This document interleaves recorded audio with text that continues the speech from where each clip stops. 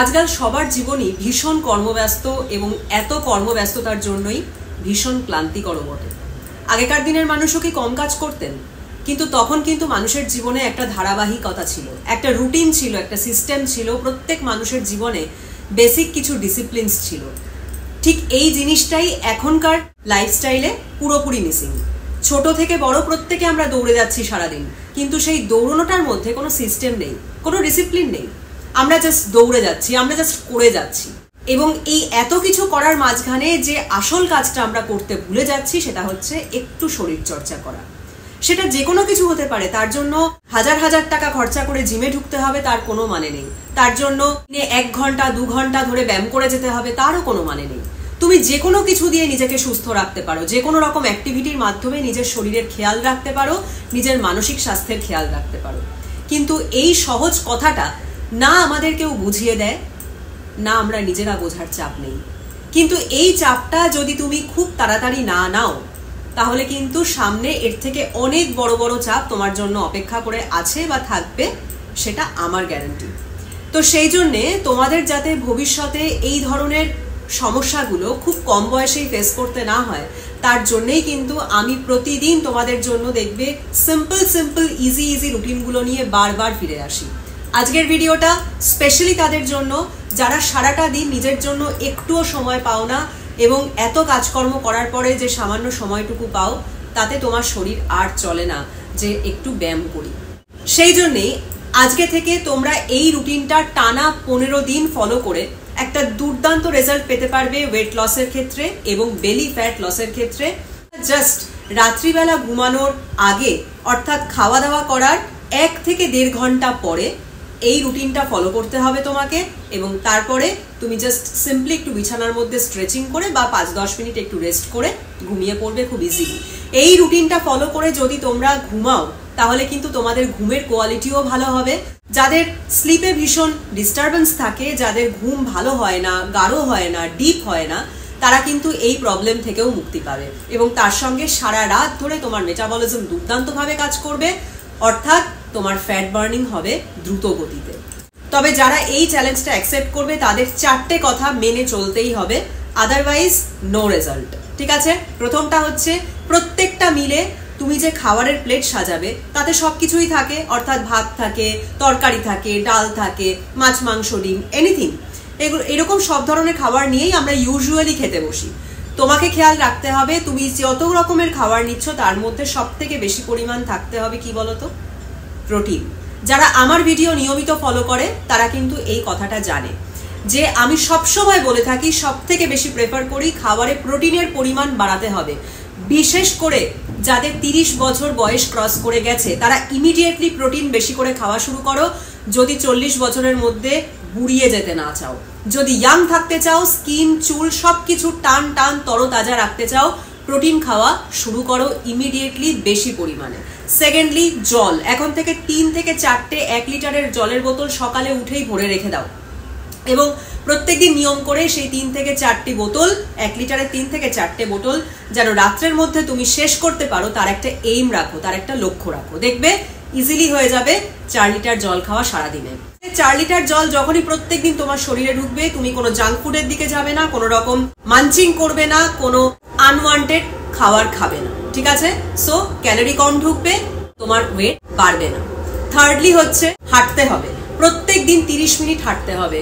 ঘরে হাঁটতে পারো, বাইরে হাঁটতে পারো, যেখানে ইচ্ছা সেখানে হাঁটতে পারো, বাট প্রত্যেক দিন 30 মিনিট হাঁটতে হবে। একবারে করতে পারো, আদারওয়াইজ ব্রেক করতে পারো। আর 4 নম্বর, রাত্রিবেলা নো কার্বোহাইড্রেটস। শর্করা জাতীয় কোনো খাদ্য আমরা রাত্রিবেলা খাবো না। খাবো বেশি করে প্রোটিন, স্যালাড বা তরিতরকারি, শাকসবজি, এইগুলো তুমি বেশি করে রাত্রিবেলা খাবে। ঠিক আছে? Let's start the video with the first exercise. তো আজকের ভিডিওতে আমি যেটা ইউজ করব সেটা হচ্ছে একটা কুশন বা একটা বালিশ, যেটা তোমার সুবিধা। তো কি করতে হবে? প্রথম ব্যায়ামটা করার জন্য এরকম ভাবে বসবে ফার্স্টে। তারপরে কি করবে? একটা পা জাস্ট এরকম সাইড বাই স্ট্রেচ করে দেবে। ঠিক আছে? আর একটা পা এরকমই থাকবে, এরকম। ওকে? এবার কি করব? হাত দিয়ে কুশনটা জাস্ট স্ট্রেচ করে ধরবো এরকম করে। দেন কি করব? এই সাইডে ঠিক এরকম ভাবে সাইড ওয়াইজ কুশনটা নিয়ে পায়ে ঠেকাবো, এই। ঠিক আছে? আর একটু পিছিয়ে যাই, এই,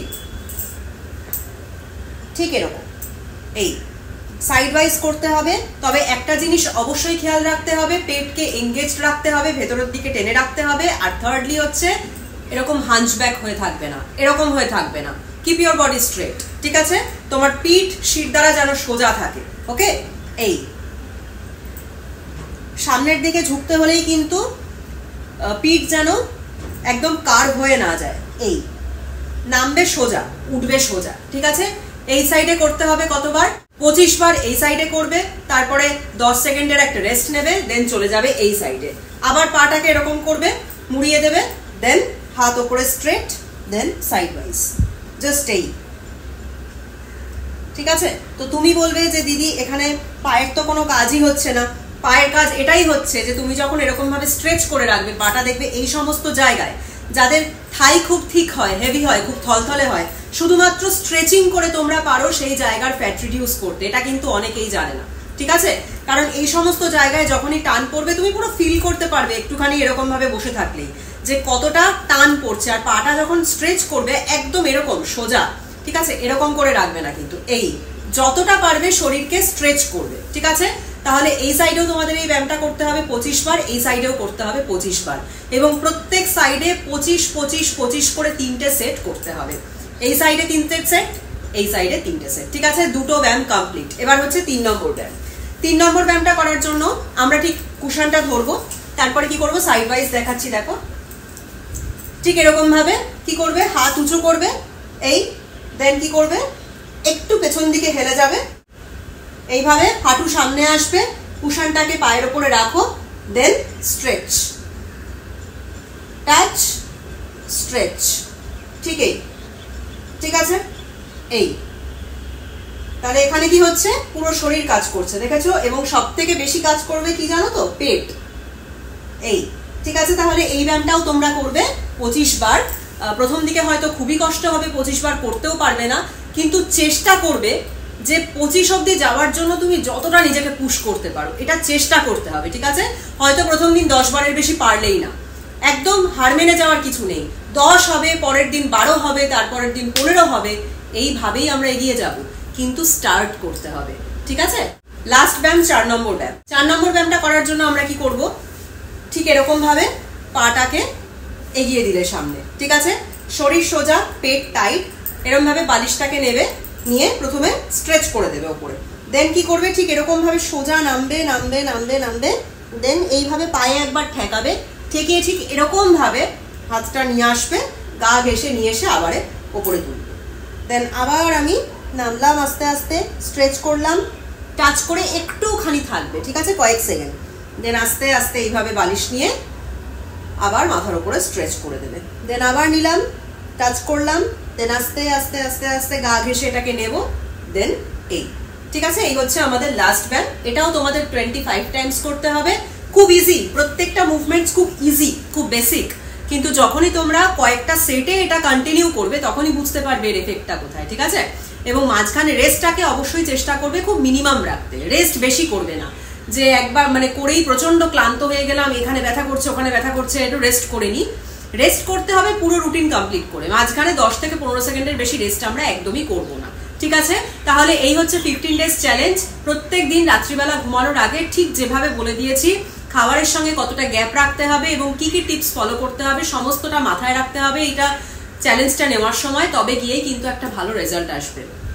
ভিডিওটা যদি ভালো লাগে আর চ্যালেঞ্জটা যারা অ্যাকসেপ্ট করবে, কমেন্ট করে অবশ্যই জানিও। পরের দিন ফিরে আসছি আবার একটা সুন্দর ভিডিও নিয়ে। তোমরা সবাই ভালো থেকো, সুস্থ থেকো, টাটা।